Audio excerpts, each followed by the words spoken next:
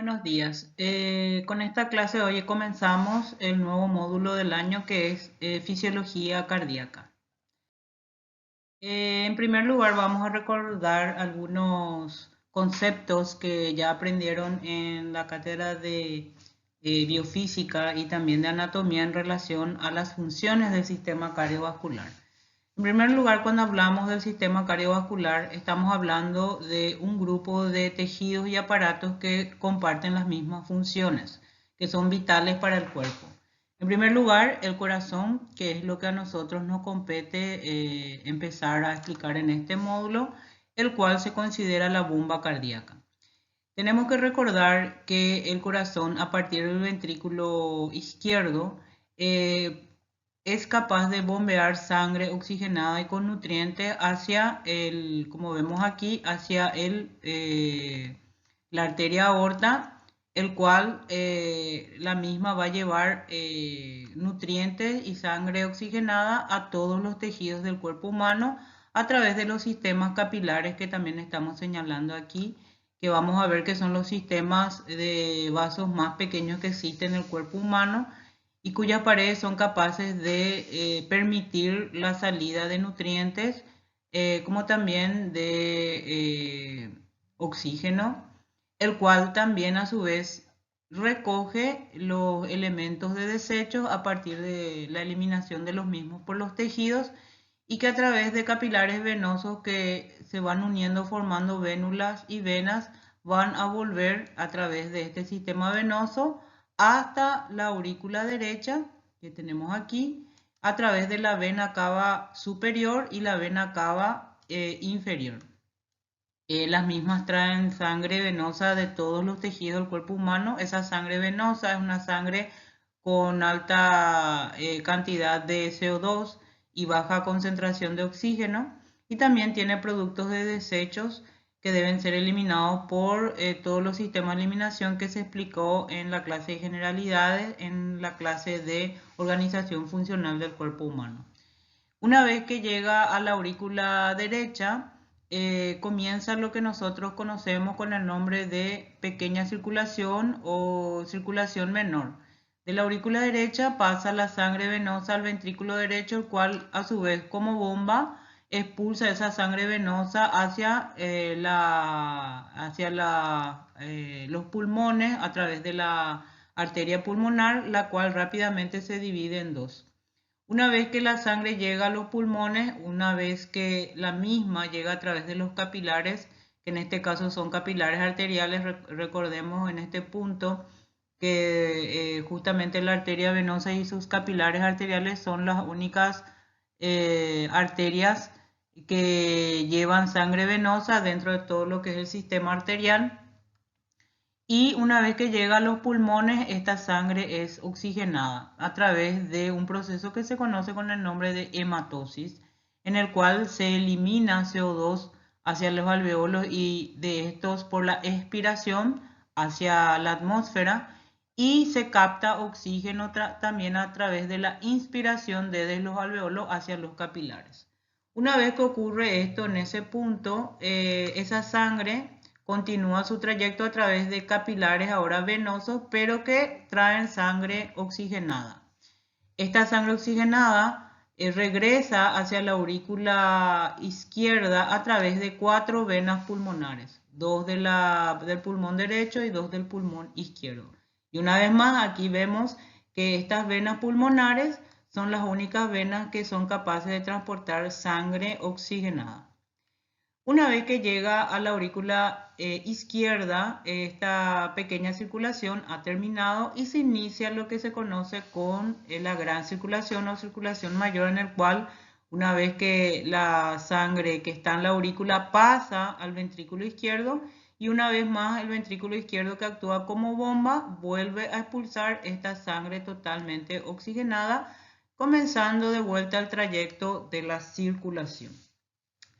Entonces, como dijimos al comienzo, todo este sistema cardiovascular se centra en el músculo cardíaco. Y podemos ver justamente la anatomía del corazón con todas sus capas. En primer lugar, recordemos que tiene una capa externa que se conoce como epicardio, tiene una capa muscular muy importante, es el músculo cardíaco, que es lo que hoy vamos a explicar en cuanto a su estructura histológica y funcional.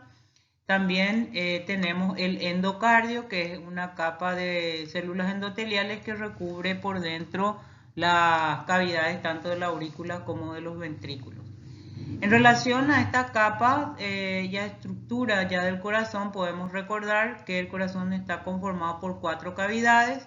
La aurícula derecha, ¿verdad? Que es esta, en donde podemos observar la llegada tanto de la sangre venosa por la vena cava superior y por la vena cava inferior. Esa aurícula derecha se comunica con el ventrículo derecho a su vez gracias a esta válvula que es la válvula tricúspide, que como observamos terminan en unas cuerdas tendinosas que se sostienen en lo que nosotros conocemos como pilares o músculos papilares. Eso permite que las válvulas, en este caso la válvula tricúspide como la válvula mitral, que es la que va a comunicar la aurícula izquierda con el ventrículo izquierdo, se abran hacia la cavidad ventricular. Eso es muy importante porque la sangre debe seguir el trayecto siempre hacia adelante, no puede volver hacia atrás. En ese sentido, una vez que llega al ventrículo derecho, podemos cómo la sangre puede ser expulsada por el ventrículo derecho a través de la vena, de la arteria pulmonar, que rápidamente se divide en dos ramas, que son la arteria pulmonar derecha y la arteria pulmonar izquierda, que como dijimos ya en el primer slide son las encargadas de llevar esta sangre desoxigenada hacia los pulmones para producir la hematosis. Por el otro lado, en el lado izquierdo vemos la llegada de las venas pulmonares, en este caso de las venas pulmonares del lado izquierdo. No vemos de la llegada de las venas pulmonares del lado derecho, pero están presentes evidentemente. Estas llegan a la aurícula izquierda, que como vemos se comunica con el ventrículo izquierdo a través de esta válvula mitral, que como dijimos también es una válvula cuyas válvulas se abren hacia la cara ventricular, que también terminan en cuerdas tendinosas que se sostienen en estos músculos papilares. Eso es muy importante recordar para luego entender la fisiología del ciclo cardíaco. Y también observamos que el ventrículo izquierdo al contraerse vuelve a expulsar sangre hacia lo que vemos aquí, que es la arteria aorta. La arteria aorta que tiene un circuito ascendente y luego su curvatura que rápidamente observamos que dan las colaterales para la región de la cabeza, cuello, miembros superiores.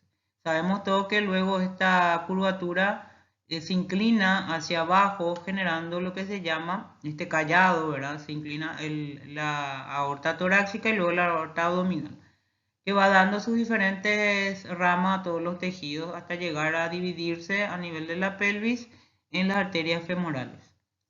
En relación a lo que podemos seguir observando en esta figura, también recordemos que aquí en el nacimiento de la aorta ocurre la primera, o sea, se producen las primeras colaterales de esta arteria, que recordemos que son las arterias coronarias, ¿está bien?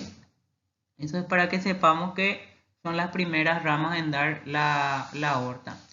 Y también una cosa que nos llama la atención en esta figura es el grosor diferente, como observamos aquí, en relación al grosor del tabique ventricular y del ventrículo izquierdo en relación a la pequeña o el pequeño grosor que tiene el ventrículo derecho. Esta diferencia en grosor de musculatura obedece a un sistema de presiones que debe manejar cada una de estas dos cavidades. Sabemos, ya podemos decir en este punto, que el ventrículo izquierdo, al tener que expulsar sangre contra una resistencia que genera desde el momento en que se abre la válvula, todo lo que es sistema arterial representado sobre todo por las arteriolas, debe generar una mayor fuerza muscular, ¿verdad? Eso va a generar que morfológicamente el ventrículo izquierdo tenga un mayor grosor que el ventrículo derecho. Se calcula que lo normal puede ir de 8 o 9 milímetros hasta 10, 11 milímetros de grosor, y en cambio el ventrículo derecho no pasa de 2, 3 milímetros, debido a que solamente se debe contraer en contra de un sistema venoso que está en este caso representado por una arteria, pero recordemos que esto está llevando sangre solamente a los pulmones, y los pulmones no generan una resistencia al flujo de sangre tan importante como el resto de los tejidos del cuerpo humano. Siguiendo, podemos observar aquí algunas diferencias de los diferentes tipos de tejidos musculares que hemos estado estudiando.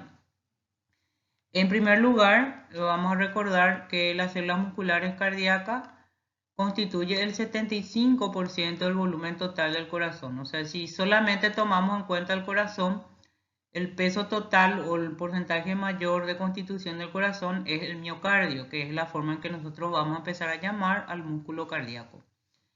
El principal componente de los miocitos, que son las células que también conforman al miocardio, su principal componente, como dijimos, son las miofibrillas, que son las famosas sarcómeras, que en este caso son similares a las explicadas en relación al músculo esquelético.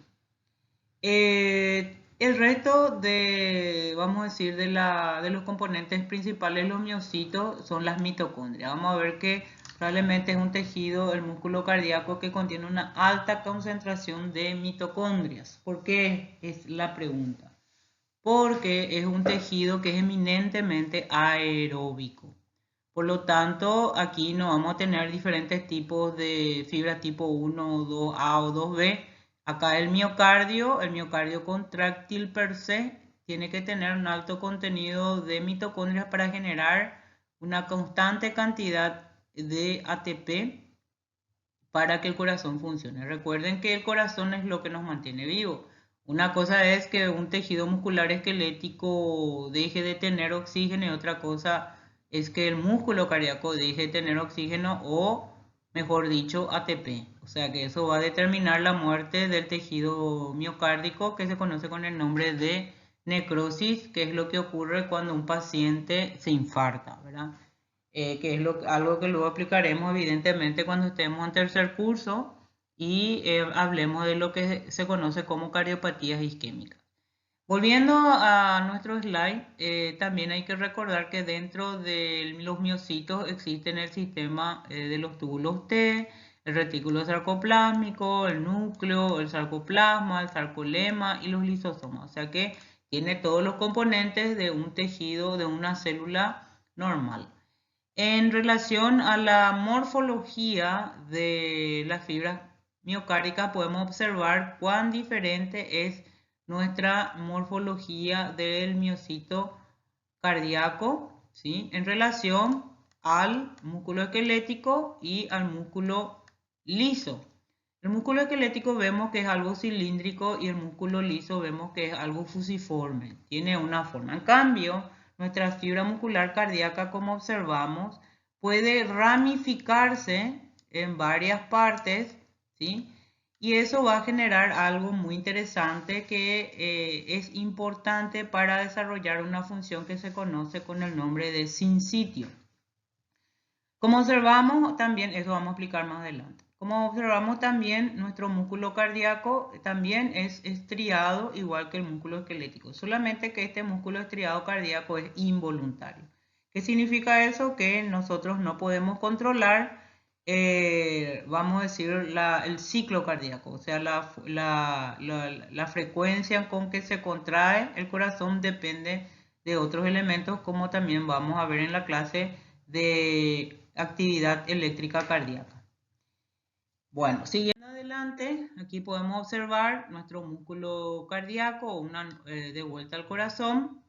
Siempre el corazón se muestra con las válvulas abiertas, como vemos justamente, las válvulas conocidas como válvulas auriculoventriculares. Acuérdense que las válvulas de los grandes vasos son las válvulas sigmoides. En este caso estoy mostrando la válvula de la arteria pulmonar, Y aquí podemos observar un poquitito de la salida de la arteria aorta con su válvula, vamos a decir la válvula sigmoide aórtica. Acá podemos ver un corte longitudinal del músculo cardíaco, ¿sí? En donde se observan las miofibrillas, que como dijimos están conformadas también por sarcómeras, ¿sí? Por sarcómeras, y muy similar al del músculo esquelético, y vemos un núcleo único. Esa es la diferencia también con la otra célula muscular esquelética, y la alta cantidad de mitocondrias, ¿verdad?, que contienen esta célula miocárdica. Entonces podemos decir que el músculo cardíaco es estriado y que este músculo cardíaco, cuando hablamos de su morfología, se divide y se conecta con otras células. Acá podemos observar cómo se van conectando entre ellas. Así vamos a poner en amarillo para que se vea mejor cómo es que se conectan varias células entre sí, ¿sí?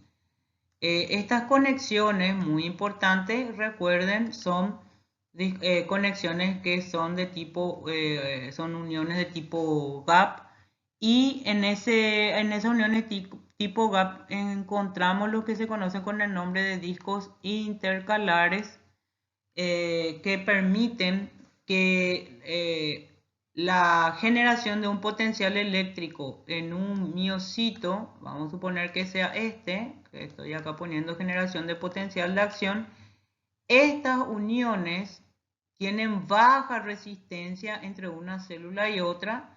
Significa que hay muchas uniones entre ellas, para generar una rápida distribución del potencial de acción entre los miocitos, como si todos estos miocitos fueran una sola gran célula.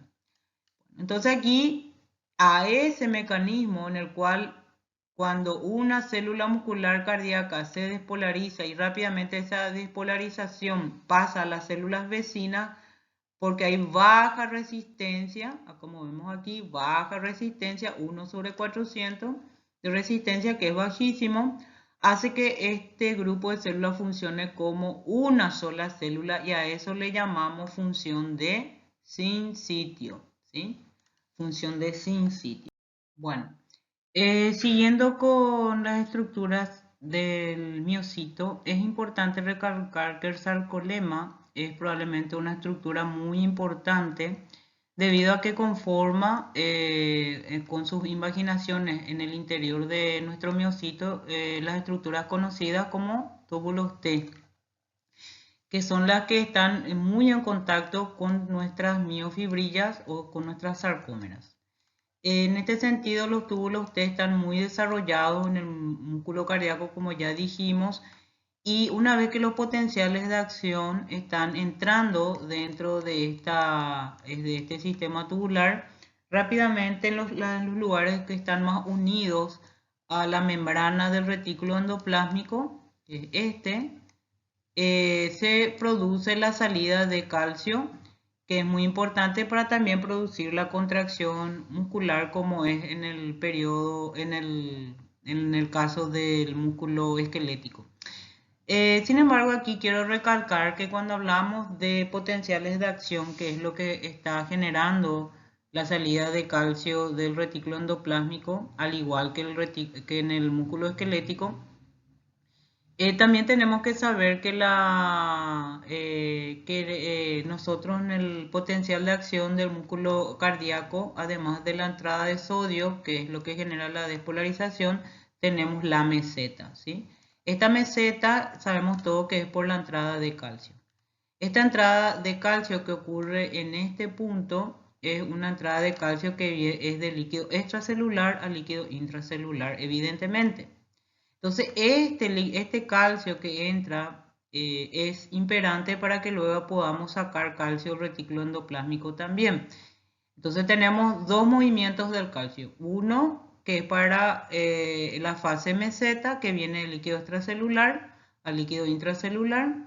Y otro, el calcio saliendo del retículo endoplásmico una vez que el potencial de acción está entrando por los túbulos T, ¿sí? Por los túbulos T.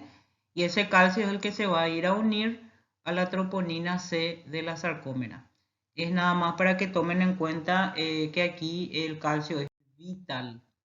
Podemos decir que el miocardio, al igual que los tejidos que hablamos anteriormente, los tejidos excitables también tienen como propiedad ser excitables, que es la capacidad de generar los potenciales de acción, pero tiene una propiedad muy importante que es lo que genera el ciclo cardíaco, que es el automatismo. El automatismo es la capacidad del corazón de generar sus propios potenciales.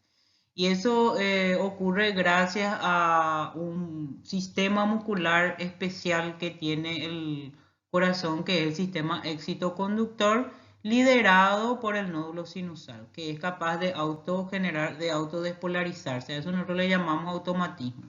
De hecho, el resto de la estructura del sistema excitoconductor tiene capacidad de autodespolarizarse. Ahora, el tema es que el nódulo sinusal es el que lo hace con mayor velocidad, llegando muy rápidamente al resto del sistema excitoconductor. Ahora, este automatismo, esta capacidad de autodespolarizarse, puede ser influenciado externamente por la inervación vegetativa, o sea, por el sistema nervioso autónomo, también por hormonas, por iones o por aumento o disminución de la temperatura. También otra de las propiedades que tiene el músculo cardíaco es la capacidad de conducir impulso, que se conoce como dromotropismo, que es que una vez que se inicia el potencial de acción y las despolarizaciones en el nódulo sinusal, rápidamente es conducida por el sistema excitoconductor a toda la musculatura contráctil. Lo otro es la contractilidad, que evidentemente es la capacidad de acortarse que tiene el corazón, de generar fuerza para poder mover la sangre de un punto a otro. Y probablemente una propiedad que falta aquí es el lusitropismo. El lusitropismo es la capacidad del músculo cardíaco de distenderse y luego de relajarse, que es lo que ocurre en la diástole del ciclo cardíaco. Bueno, volviendo al tema del sinsitio funcional, ya hemos explicado que eso es una propiedad del músculo cardíaco. Esto es una propiedad del músculo cardíaco generado gracias a la morfología del corazón, del miocito, que es capaz de dividirse en ramificaciones y a través de esas ramificaciones comunicarse con varias células al mismo tiempo. Y que en esas comunicaciones encontramos las uniones tipo gap o uniones comunicantes, que en español, y en ellos encontramos lo que se conoce como los discos intercalares, que hacen entonces que nosotros podamos generar despolarizaciones que lleguen rápidamente a todas las células vecinas en muy poco tiempo, generando entonces una despolarización y finalmente una contracción sincronizada. Tenemos dos tipos, dos en sitio, uno la aurícula y otro en el ventrículo. ¿Por qué hay dos? Porque tenemos el sistema, vamos a anotarlo acá en negro, vamos a poner la línea en negro para que vean. Acordémonos que las aurículas están separados de los ventrículos por un sistema de tejido conectivo que son las estructuras valvulares. Vamos a recordar que las válvulas no son estructuras musculares, sino son tejidos conectivos o conjuntivos.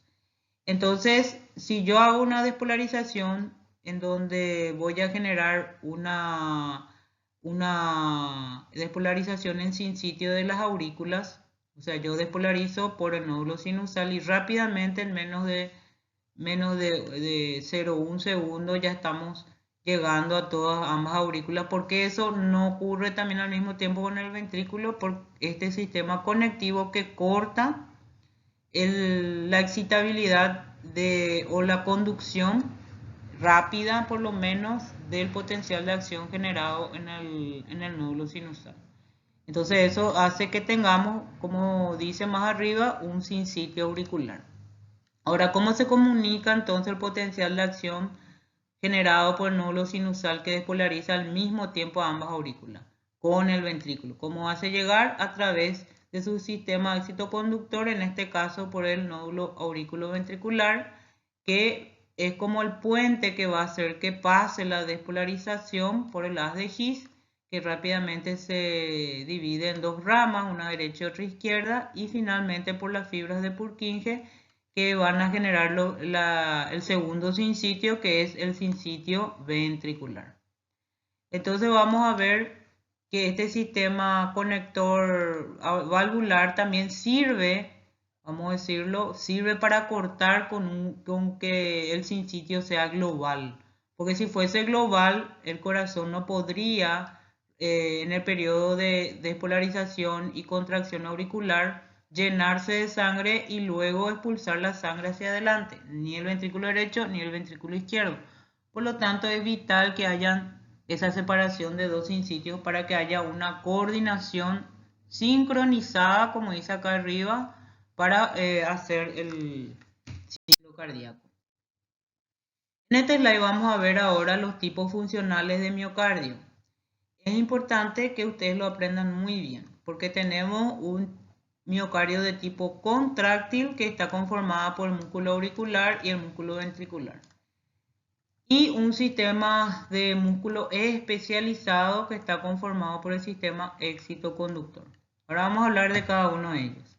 En primer lugar, dentro de lo que es el sistema contráctil, el músculo auricular, en este caso, ¿qué función tiene? Es una bomba cebadora.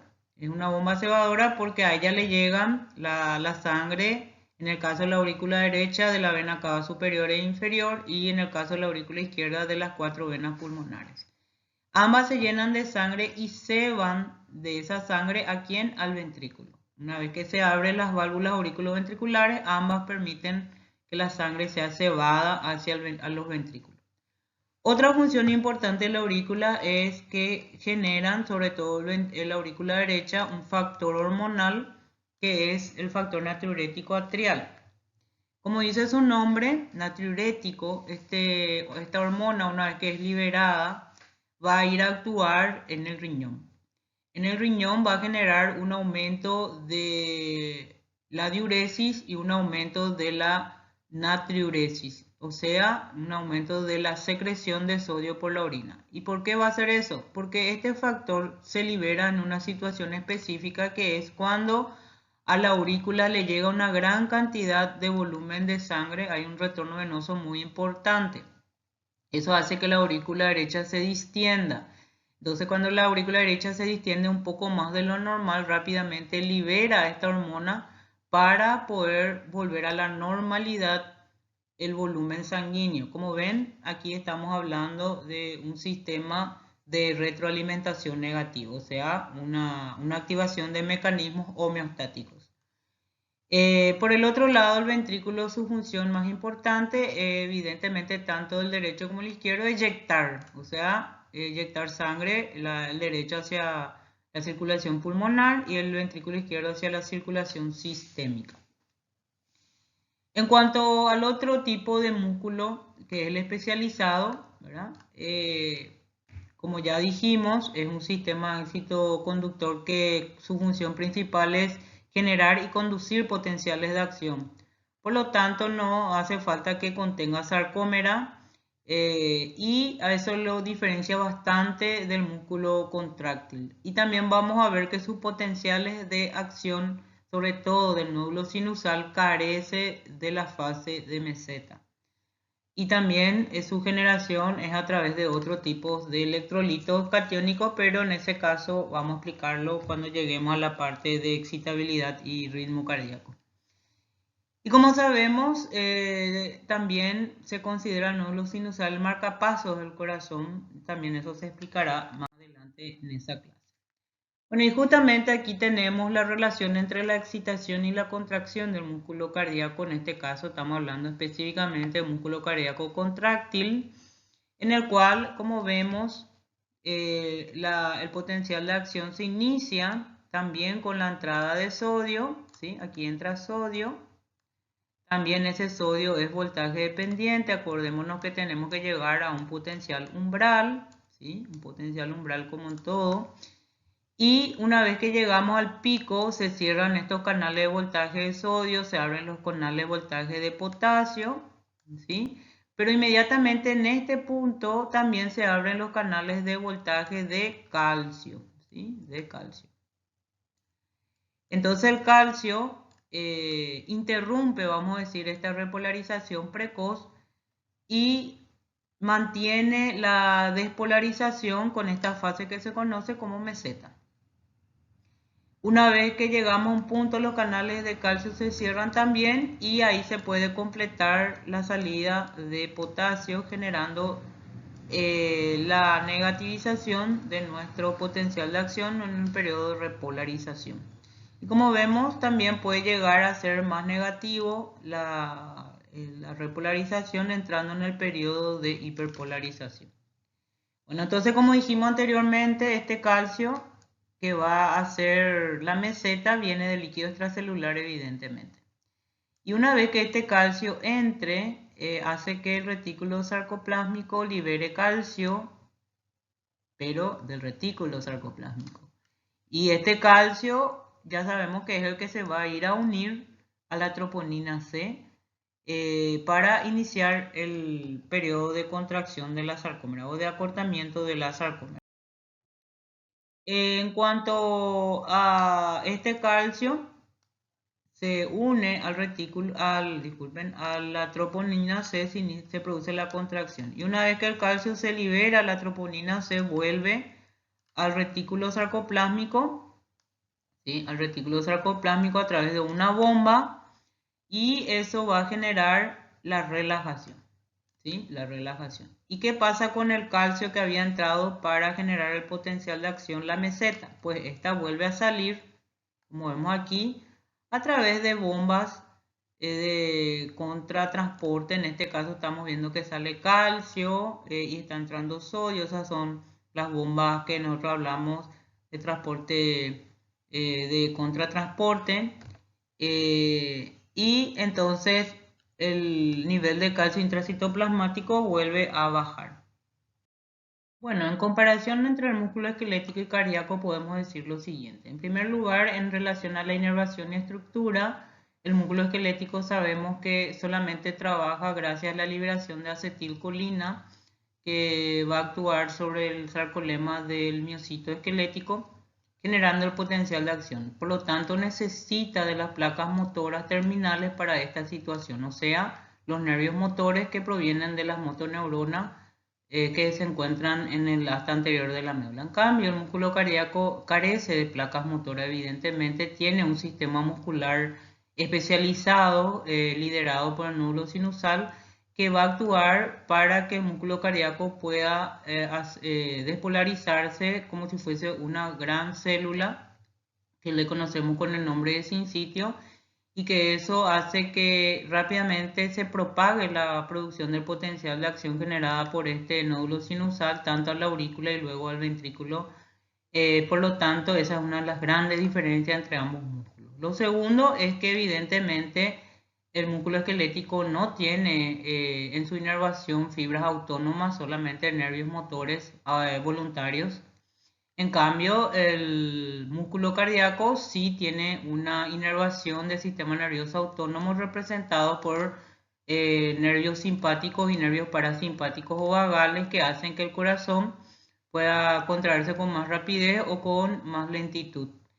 Lo otro, gran diferencia, es que el sistema túbulo T del músculo esquelético es mucho más pequeño que el de los túbulos T del músculo cardíaco.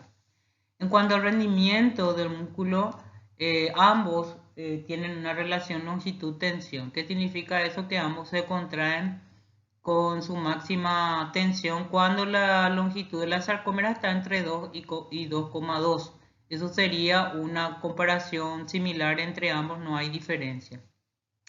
La única diferencia que podemos citar en este punto es que la longitud de una fibra muscular esquelética es muy superior a la longitud de una fibra muscular cardíaca. Entonces, esa sí podría ser una diferencia morfológica, histológica de ambos músculos. La otra gran diferencia es que el músculo esquelético puede aumentar su fuerza de contracción gracias a la suma de contracciones o a la suma de mayor cantidad de fibras que habíamos explicado como fenómenos de sumación espacial o de múltiple fibra, o también el fenómeno de reclutamiento y o también la sumación temporal o sumación de frecuencia de generación de potenciales. Eso también es una gran diferencia con el músculo cardíaco, que no puede sumar contracciones y que no puede reclutar más fibras. Ahora sí, en ambos un parecido es que ellos van a generar mayor fuerza muscular cuanto más veloz sea la contracción muscular. Sin embargo, aquí podemos decir que el corazón tiene un límite en que la mayor velocidad de contracción pueda desarrollar mayor fuerza, debido a que recordemos que el corazón, aquí el desarrollo de fuerza no es para vencer o para generar un movimiento como el músculo esquelético, sino que es para vencer una resistencia periférica y poder expulsar la cantidad de sangre necesaria que el cuerpo necesita. Por lo tanto, si se contrae con mucha rapidez, una de las cosas que vamos a observar es que el periodo de diástole, que es el periodo de llenado ventricular, también se va a cortar. Por lo tanto, el objetivo fundamental del corazón, que es expulsar sangre, se va a ver afectada por una menor una disminución de un volumen sistólico que debe ser expulsado en la contracción cardíaca. En cuanto al estado inotrópico, el estado inotrópico no hay una alteración en relación a lo que le afecta al músculo esquelético, pero el corazón sí se ve afectado muy fácilmente su estado inotrópico en relación a la longitud de la tensión y la fuerza y la velocidad. Como explicamos aquí arriba, cuanto más veloz sea una contracción, la fuerza va a aumentar por un tiempo, pero luego va a disminuir, haciendo que expulsemos menor cantidad de sangre porque los periodos de llenado se acortan. En cuanto a la curvatura de la longitud-tensión, eso explicamos más arriba. El corazón se contrae, o sea, cuando hay una longitud de sarcómera entre 2 y 2.2, es donde mejor vamos a decir, se produce la expulsión de sangre.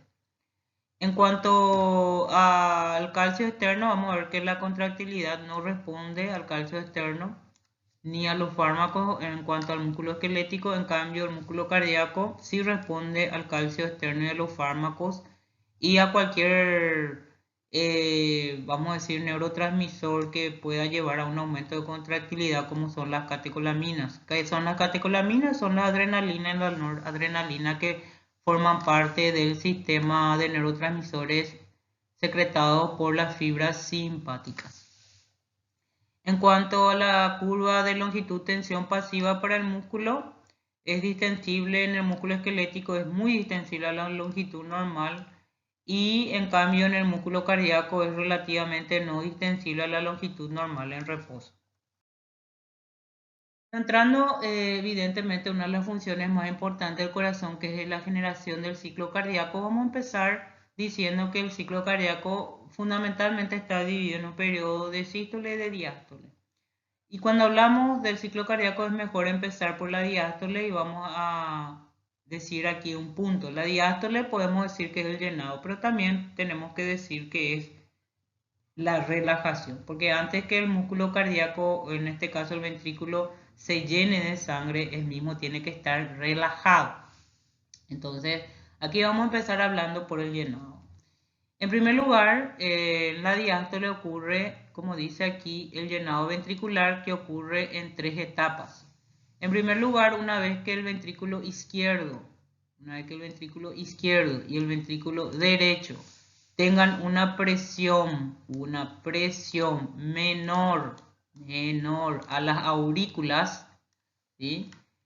Las válvulas auriculoventriculares, ¿sí?, ambas van a abrirse. Ahí recién se van a abrir. Por eso es que les estaba diciendo que primero tiene que haber una relajación de ambos ventrículos para poder disminuir la presión intraventricular en relación a la presión de las aurículas, porque si no, no se va a poder hacer el llenado. Entonces, una vez que la presión intraventricular baja a un valor menor al de las aurículas, ahí recién se abren las válvulas auriculoventriculares, tanto tricúspide como la válvula mitral. Y se inicia el llenado rápido. El Llenado rápido, como dice su nombre, consiste en prácticamente en la caída de la sangre de la aurícula hacia el ventrículo sin ningún esfuerzo. ¿Por qué? Porque las aurículas ya tienen sangre acumulada en sus cámaras, que ocurrió mientras ocurría la contracción de los ventrículos. Entonces, una vez que se abren las válvulas, cae sin ningún tipo de esfuerzo. Eso le llamamos llenado rápido.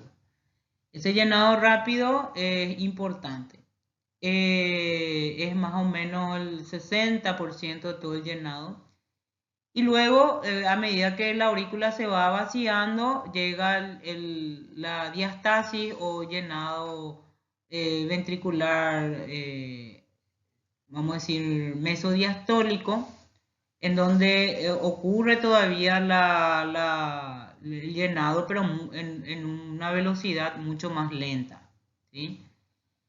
Y finalmente, como las aurículas no debe quedar con sangre, ocurre lo que se llama la contracción auricular, ¿sí?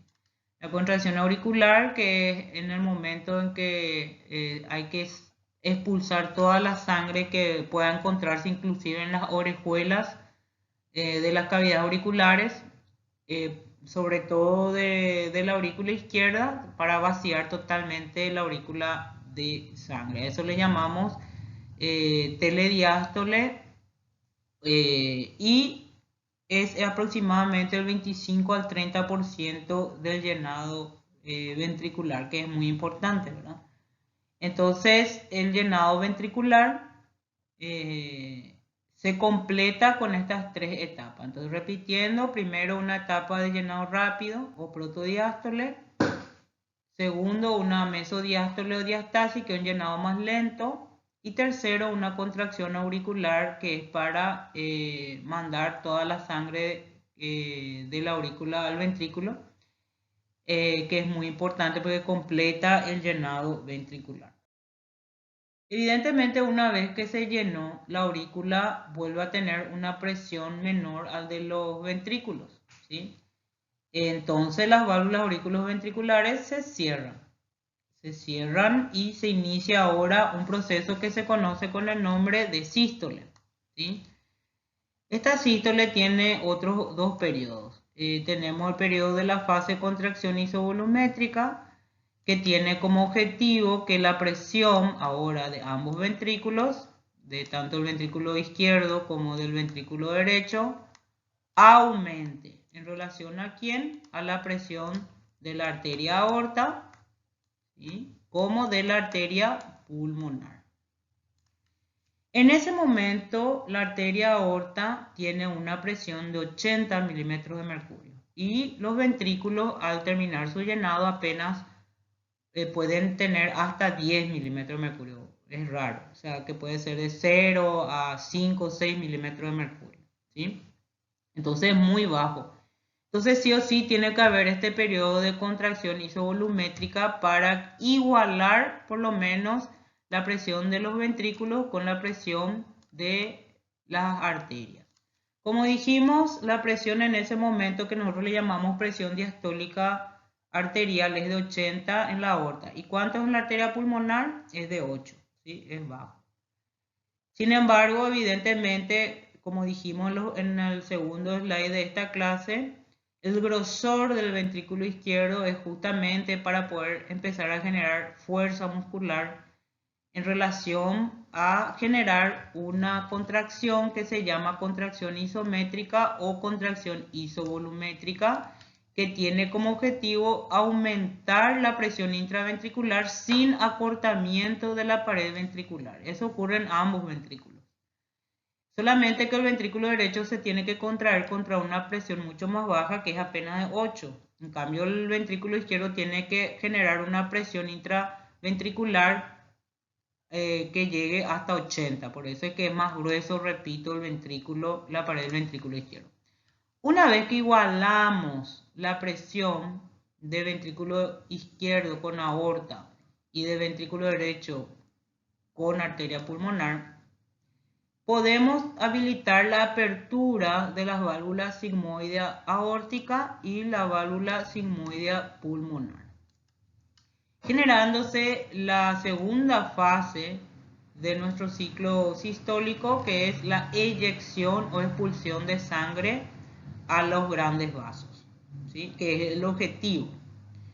Durante esa expulsión, evidentemente, sí ya hay acortamiento de ambos ventrículos, o sea, de ambas paredes musculares de los ventrículos. Como ven aquí, hay un acortamiento que genera justamente la expulsión de sangre. Pero este acortamiento del músculo también va a generar mayor aumento de la presión sistólica, ya porque estamos en periodo sistólico, de mi ventrículo como de mi arteria aorta, que de repente recibe un volumen grande de sangre, que es el volumen sistólico, generando que la presión en ese punto, que en la arteria aorta era 80, ahora en la aorta sea de 120, ¿sí?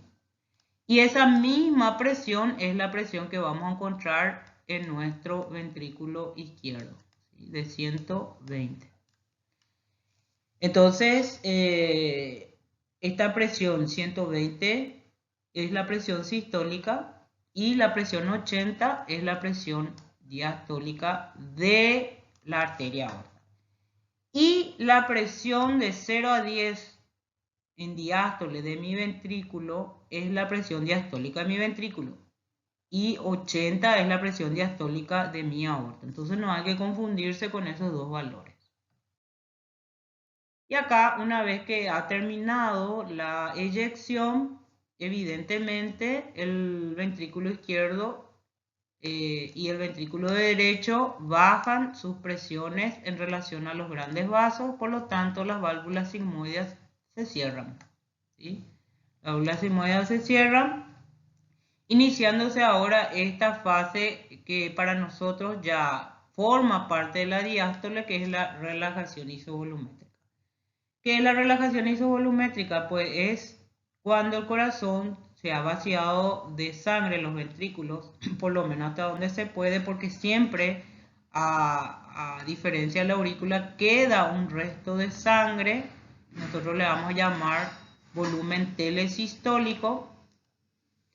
Y en ese momento todas las válvulas están cerradas, como podemos ver. Las válvulas auriculoventriculares están cerradas y la válvula aórtica y pulmonar también están cerradas. La pregunta es ¿por qué? Las válvulas sigmoides ya sabemos que están cerradas porque ahora la presión de los ventrículos es menor que el de la arteria aorta y pulmonar. Pero la presión intraventricular sigue siendo mayor que la presión de ambas aurículas. Y por eso es importante que ahora el ventrículo se relaje para que esta presión vuelva a bajar en relación a las aurículas.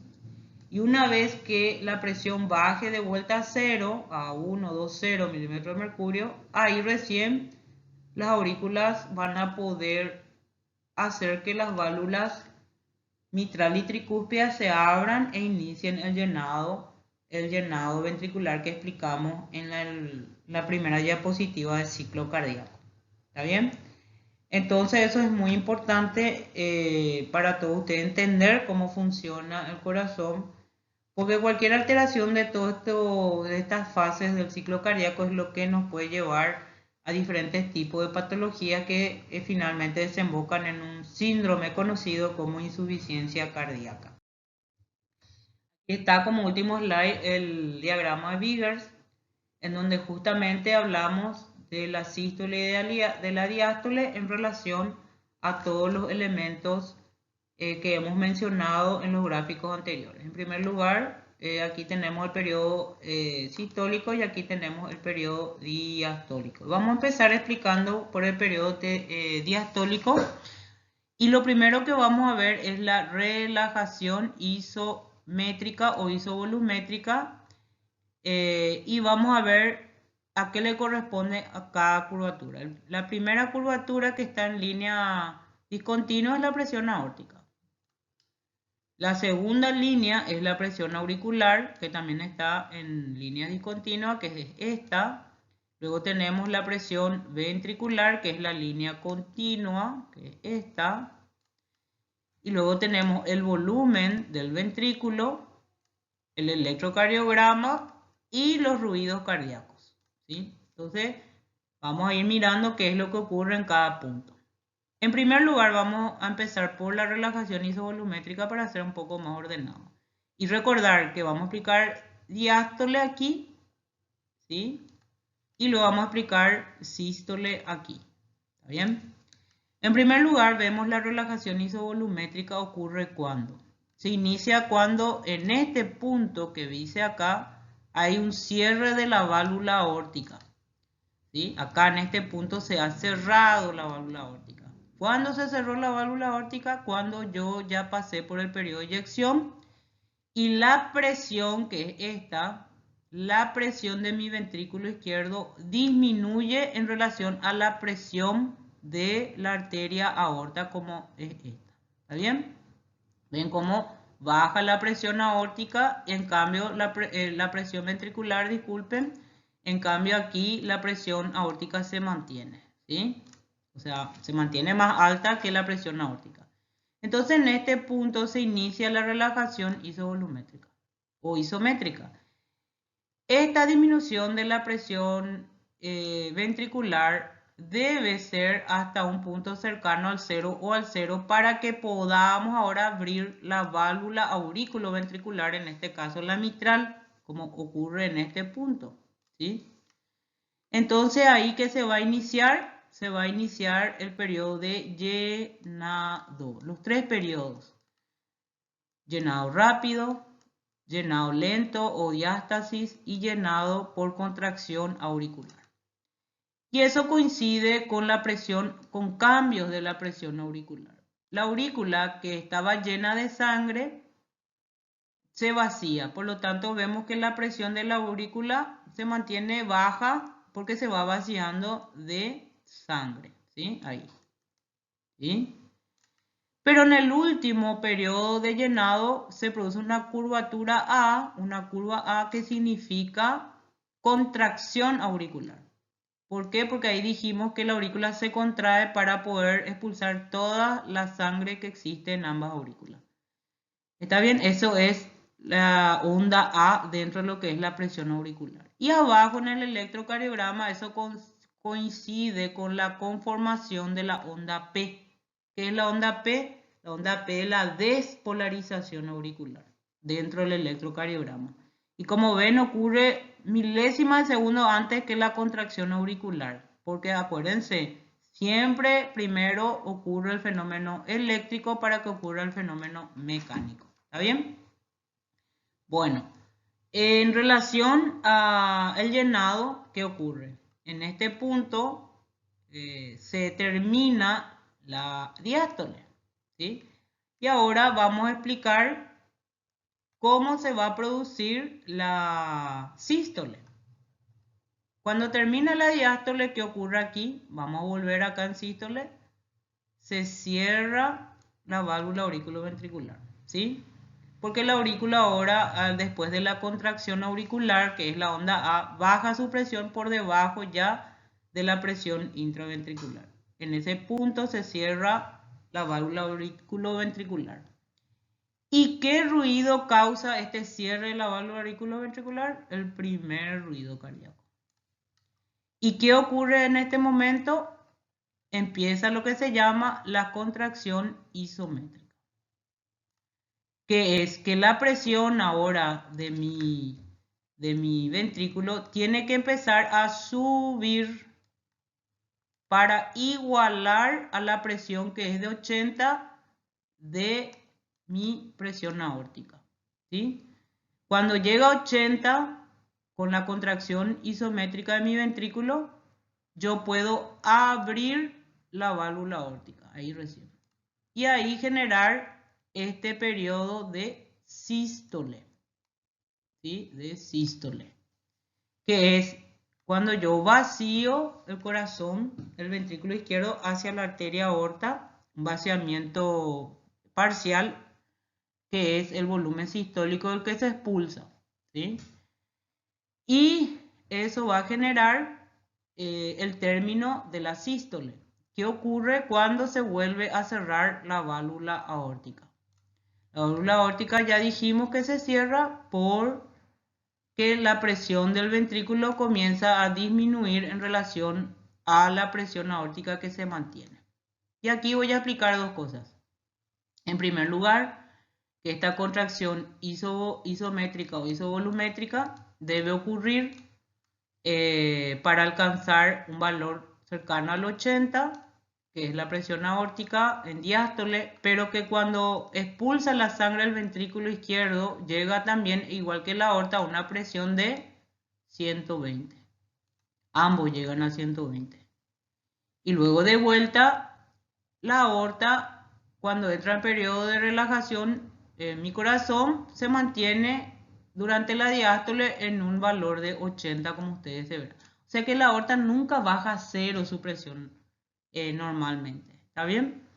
Y esa es la presión arterial que nosotros tomamos a los pacientes cuando le ponemos el manguito y el esfigmomanómetro y el estetoscopio. Tomamos una presión arterial que nosotros decimos que el valor estándar es 120/80. Nos estamos refiriendo a la presión aórtica, que durante la diástole es de 80 y que durante la sístole sube a 120.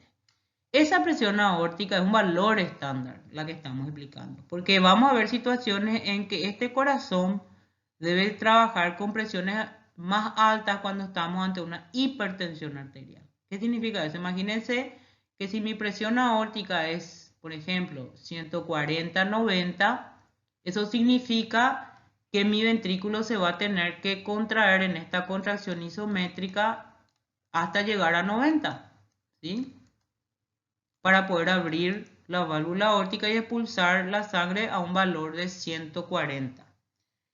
Eso que genera mayor trabajo cardíaco. Es el problema de la hipertensión, por ejemplo, que a medida que las cifras aumentan, el corazón tiene que trabajar con mayor gasto de energía, con mayor fuerza, y eso genera que usemos reservas cardíacas que pueden terminarse o pueden alterarse, haciendo que el corazón modifique su estructura para poder lidiar con estos aumentos de valores. Entonces, es por eso que una de las patologías y factores de riesgo más importantes contra el cual tenemos que combatir nosotros es la hipertensión arterial. Eso es para que tomen en cuenta la importancia de entender la forma en que trabaja el corazón con volúmenes y con presiones. Y bueno, entonces esperemos que ustedes hayan entendido este diagrama que le conocemos como diagrama de Vickers, y espero que puedan completar con la lectura de los libros, donde finalmente van a terminar por entender. Aquí, por ejemplo, nos faltó explicar el QRS. Sabemos todo que la QRS es la despolarización ventricular, que como vemos aquí ocurre antes de la sístole. También decir que el segundo ruido cardíaco, que también nos faltó mencionar, es por el cierre de las válvulas sigmoideas, tanto la pulmonar como la aórtica. Y recordar que este diagrama de Vickers que estamos mostrando aquí es el diagrama de Vickers del ventrículo izquierdo. Para hablar del ventrículo derecho, pues los valores son totalmente diferentes. No probablemente los volúmenes, pero sí los valores de las presiones.